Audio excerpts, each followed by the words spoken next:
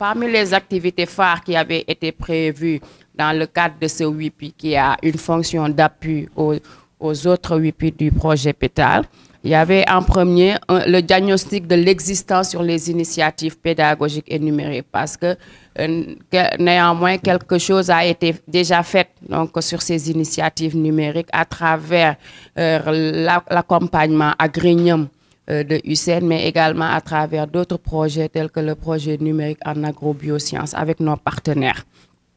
Comme deuxième activité phare, il y avait l'identification des besoins des autres WIPI du projet PETAL, hein, en pédagogie, mais aussi en accompagnement sur les usages numériques.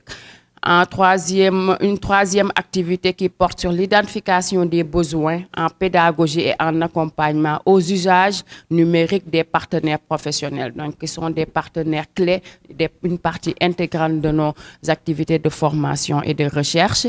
Une quatrième activité sur la formation et l'accompagnement des enseignants et des professionnels sur la pédagogie, la production de ressources numériques, mais également l'utilisation des outils numériques. Et enfin, une dernière activité qui portera sur l'expérimentation du développement des usages numériques dans le master PETAL proprement dit. Alors, ces activités, nous l'avons démarré.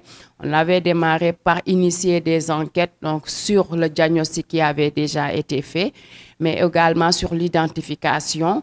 Sur le diagnostic, nous avons eu des résultats. Sur l'identification, nous sommes toujours en attente. Peut-être il faudra relancer nos partenaires pour avoir un retour sur l'identification clé des besoins. Néanmoins, il y avait des besoins tels que la formation sur la pédagogie universitaire qui a déjà été fait en octobre dernier, et le deuxième atelier qui nous réunit aujourd'hui avec la supervision et l'accompagnement de nos partenaires SubAgro, à savoir donc cette formation sur la pédagogie numérique. Donc voilà en quelque sorte donc un bref résumé des activités du programme inscrit dans le WIPI 5. Merci beaucoup. Je me réjouis également de la présence de l'ensemble des personnels de presque tous les départements de l'UFR, donc ce qui justifie véritablement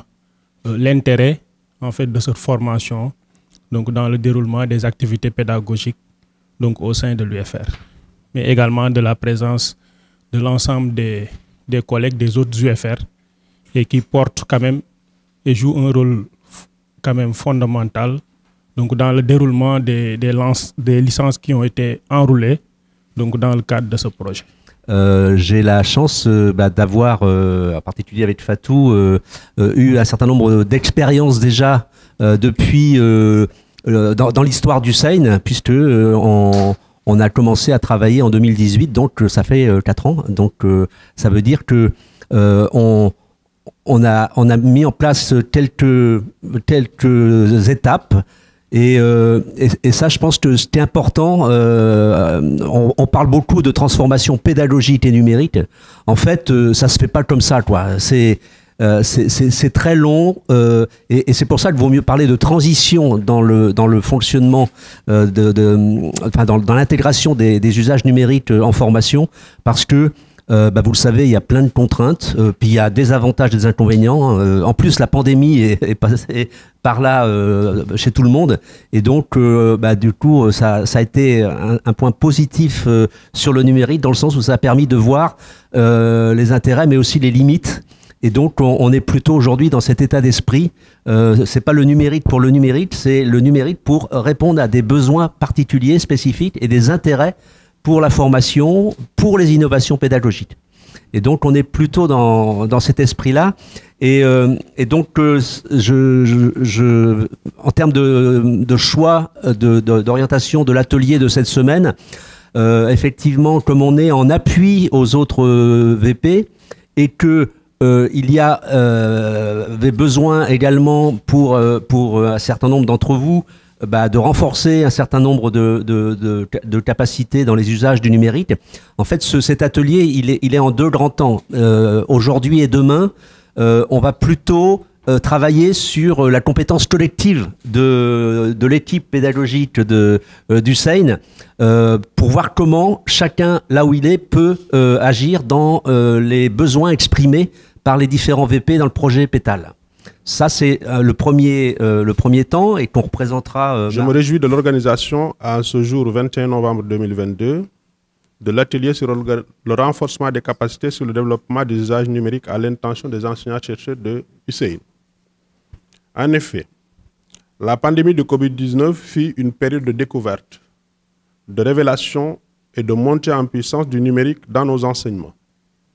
Si certains d'entre nous, enseignants comme étudiants, disposons d'une plus ou moins grande maîtrise de certains outils numériques, ce n'est pas le cas pour tous. Mesdames, Messieurs, je vous souhaite la bienvenue à cette rencontre organisée par le projet Pétale dans le cadre des activités du Work Package 5 mise en place dans le dispositif Innovation pédagogique et numérique, portant sur le développement des outils numériques dans nos enseignements. Cette fonction d'appui aux initiatives pédagogiques et numériques organisées au sein de l'Hussein pour accompagner les enseignants-chercheurs, pédagogie active, pédagogie professionnelle, pédagogie numérique, elle permet de produire des ressources numériques nouvelles et d'adapter des ressources préexistantes au contexte de la sous-région, permettant ainsi de développer des modules en mode hybride, des opportunités de mobilité virtuelle et de partenariat universitaire au Sénégal. Plus largement, le développement des outils numériques au sein de l'écosystème Hussein permet de faire évoluer les fonctions d'un campus numérique qu'il est nécessaire de renforcer la collaboration avec les différents publics cibles et la diffusion des produits de l'université. Notre mobilisation aujourd'hui est un devoir, car le recours au numérique rend nos enseignements d'apprentissage plus performants et plus inclusifs. Le numérique est également le recours à des logiciels pédagogiques favorisant la participation en classe et la réflexion plus structurée qui alimente les débats. C'est un accès à des outils techniques manipulables par le plus grand nombre et qui consolident les compétences professionnelles indispensables à l'insertion sur le marché de l'emploi.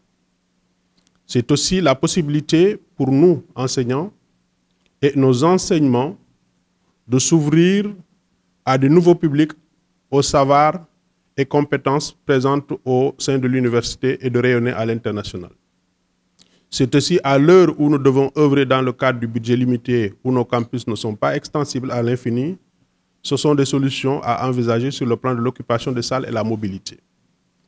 En amont de cette rencontre, un atelier sur la pédagogie universitaire a été organisé au mois d'octobre dernier afin de permettre aux enseignants de renforcer leurs compétences dans l'élaboration des objectifs d'apprentissage, de cahiers d'activités d'apprentissage et enfin l'analyse sur l'épreuve, sur l'analyse d'épreuves et la création d'épreuves d'évaluation des acquis d'apprentissage.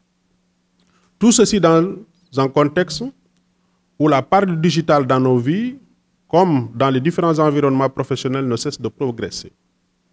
C'est l'occasion de disposer du matériel informatique adéquat et de conditions de travail décentes, de rendre nos enseignements dynamiques, performants et inclusifs. C'est dans cet esprit que l'Hussein, à travers le projet Pétale, organise cet atelier sur le renforcement des capacités pour le développement des usages du numérique en formation. À travers cette activité, nous avons l'ambition de permettre aux enseignants-chercheurs de l'Hussein de 1.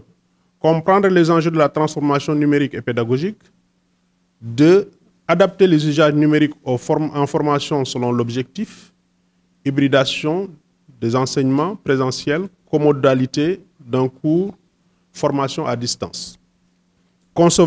Troisièmement, donc concevoir des ressources numériques pour l'hybridation dans l'enseignement. Et enfin, en quatrième lieu, concevoir un cours en ligne. Nous ne saurons terminer notre propos sans remercier nos partenaires, à savoir professeur Philippe Brévaux de Agrignum et Marion Barthez de l'Institut Agro Dijon. Pour finir, je voudrais juste rappeler que ce projet est le nôtre. Il sera ce que nous en ferons. Je suis sûr qu'il apportera une valeur ajoutée dans la formation de qualité déjà en place dans notre enseignement supérieur à travers le renforcement des capacités continues qui seront le gage de la modernisation de notre enseignement dans notre contexte. Pour ce qui concerne l'UCN, d'offrir des enseignements de formation de qualité qui permettront de diversifier l'agriculture, de protéger la biodiversité, d'assurer une sécurité alimentaire et un développement durable. Mesdames, Messieurs, chers participants, je souhaite un plein succès à vos travaux, de fructueuses conclusions, et je déclare ouvert l'atelier de renforcement des capacités pour le développement d'usage numérique en formation. Est-ce qu'on peut tout faire avec le numérique? Et finalement, ce qu'on a dit, c'est que non, qu'il fallait l'utiliser avec modération, quand ça apporte quelque chose en plus pour les étudiants. Et donc la démarche, l'utilisation d'un outil numérique, elle s'inscrit dans une démarche que vous connaissez tous. Vous commencez, quand vous créez votre séquence, à identifier quels sont les objectifs d'apprentissage que vous visez. Qu'est-ce que vous voulez que vos étudiants retiennent ou aient appris à la fin de votre séquence? À partir de cet objectif pédagogique, vous choisissez une ou des activités qui vont permettre à vos étudiants de développer cette compétence, d'apprendre cette notion. C'est à ce moment-là que vous allez pouvoir vous poser la question de quel va être l'outil et l'activité pédagogique la plus efficace, la plus pertinente pour aider mes étudiants à apprendre. Et c'est là que vous allez éventuellement choisir un outil numérique, mais peut-être pas, pour permettre à ces étudiants d'apprendre au mieux, mais aussi pour vous faciliter le travail. Ou pour faire quelque chose qui va vous gagner du temps les années d'après. Effectivement, utiliser un outil numérique la première fois ou concevoir une ressource la première fois, ça prend du temps. Mais plus on les utilise, plus c'est facile. Et une ressource créée, à un moment donné, elle peut être utilisée plusieurs années de suite. Donc vous investissez en fait sur les années suivantes. Et comme je l'ai dit tout à l'heure, petit à petit, ça va vous permettre d'avancer. J'aimerais revenir, avant qu'on continue, parce que je vous en parlerai, vous allez le retrouver plutôt dans les documents que je vous propose sur ces outils numériques. Je vous parle de différents types d'enseignement présentiel, comodal, hybride, e-learning. Alors je voulais juste venir là sur qu'est-ce que c'est et quels sont les défis que les enseignants ont à relever dans ces différentes modalités d'enseignement. Donc le présentiel, vous connaissez bien, hein, le prof est en face de ses étudiants, en face à face, et les défis que l'on peut imaginer en présentiel aujourd'hui, c'est créer de l'interaction avec les étudiants, les mettre en activité, voire les faire collaborer ensemble pour construire une notion, une ressource, un exercice, et les accompagner au mieux.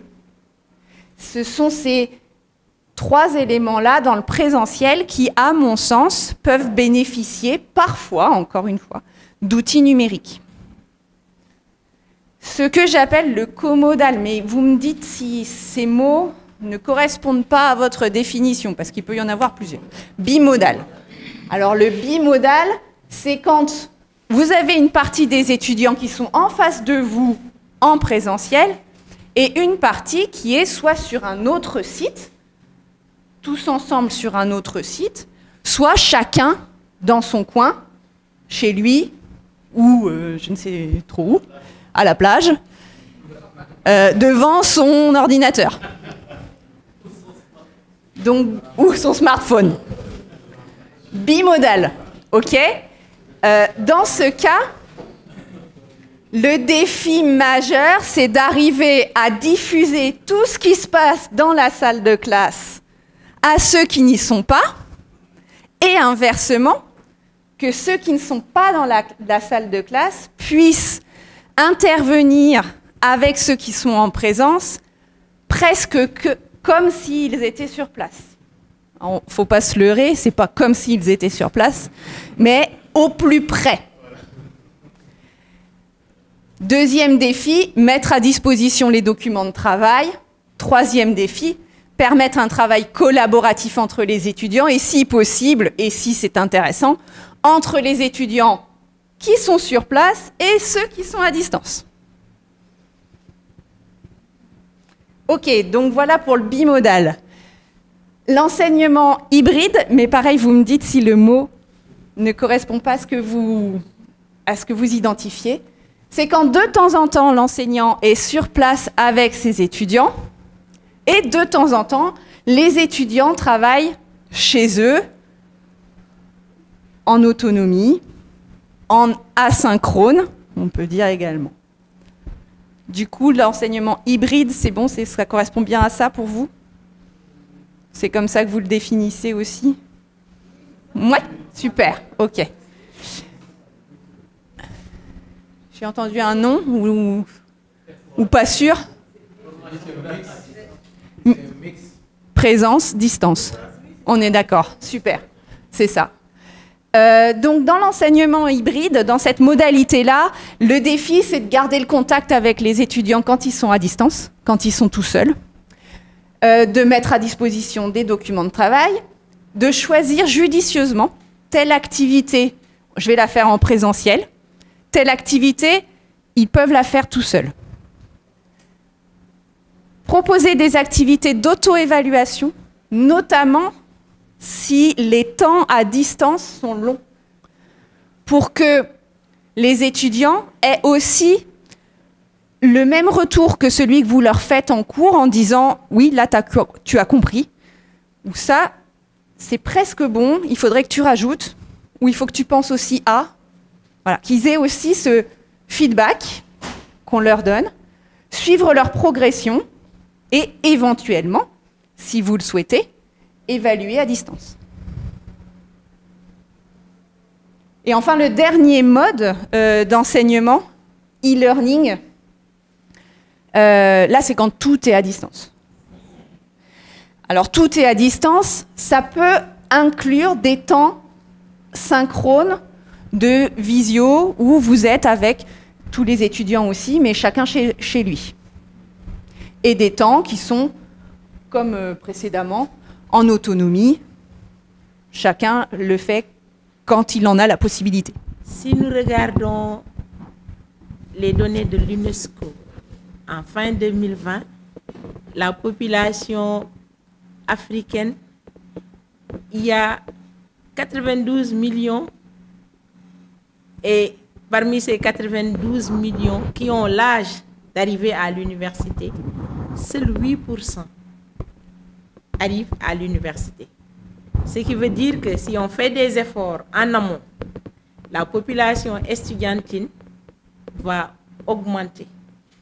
Et nous ne pouvons pas étendre nos campus de façon indéfinie. Donc il faut vraiment qu'une nouvelle approche soit de mise. Et la nouvelle approche, c'est vraiment l'utilisation du digital. Donc là, on se réjouit vraiment de cet atelier et du projet PETAL, qui est vraiment un projet de renforcement des capacités. Parce que depuis le mois d'octobre, depuis la rentrée, nous sommes au quatrième atelier de renforcement des capacités. Et à chaque fois, les enseignants répondent de façon massive à ces renforcements de capacités. Donc, ce qui veut dire que les produits qui seront formés au sein de notre institution pourront bénéficier également de ce bagage que vous allez acquérir pendant ces jours de formation. Donc, soyez-en remerciés de cet engagement et nous remercions tous les partenaires qui nous accompagnent tous les jours pour que notre université soit parmi les institutions qui vont mettre en œuvre les standards au niveau international. En tout cas, moi, sur cette note, je vous souhaite une excellente session de formation, des échanges fructueux qui permettront à tout un chacun d'avoir le maximum par rapport à cette formation. Et nous, au niveau du rectorat, nous serons attentifs aux recommandations qui seront issues de cette formation, parce que quand il y a une formation, c'est également un diagnostic qui se fait. Et le diagnostic qui se fait permettra de dire il faudra améliorer tel et tel et tel. Nous sommes vraiment attentifs. Et les recommandations qui seront issues de cette formation pour améliorer notre quotidien, et nous ferons le maximum dans la limite de nos possibilités. J'ai l'habitude de dire que USSEN, c'est une université résiliente. Continuez dans ça et Inch'Allah, bientôt on aura nos locaux et on sera peut-être beaucoup plus à l'aise pour faire encore d'autres formations et avoir d'autres projets en collaboration avec vous. Et vous, je vous souhaite un excellent séjour ici au Sénégal. Je vous remercie tous. Cet atelier s'inscrit dans le cadre des activités de la feuille de route, on va dire, du Work Package 5, pour rappeler qu'au niveau du projet PETAL, on a 7 Work Packages. Et le Work Package 5 porte sur le développement de dispositifs numériques pour la pédagogie. Et c'est dans ce sens qu'au mois d'octobre, nous avions organisé un atelier sur la pédagogie universitaire. Et cet atelier vient compléter en fait cette formation pour permettre d'une part aux collègues donc, de les sensibiliser sur les enjeux du numérique, en ce sens qu'actuellement, vu la situation donc, au niveau de USSEN avec plusieurs campus, c'est également un point qui est très important de pouvoir développer la pédagogie pour répondre à cette question d'un site multicampus. Le deuxième enjeu, c'est par rapport aussi à la massification des étudiants. On arrivera à des moments où ça sera important quand même de s'adapter. Et le troisième enjeu, c'est aussi par rapport à l'évaluation. Quand on dit enseigner autrement, mais également évaluer autrement, et les usages du numérique sont très importants pour pouvoir maîtriser les usages du numérique, est très important donc pour pouvoir enseigner autrement, mais également évaluer autrement.